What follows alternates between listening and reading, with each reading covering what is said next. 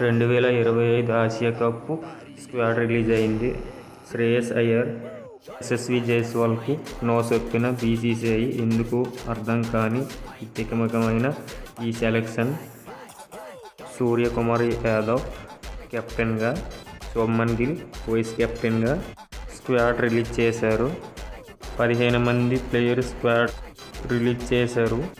Sanju Samson, Abhishek Sharma, Tilak Varma, Hardik Pandya, Suryakumar Yadav, Rinku Singh, Axar Patel, Washington Sundar, Kuldeep Yadav, Shubman Gill, Bumrah, Abhishek Sharma 15 మంది squad release చేశారు.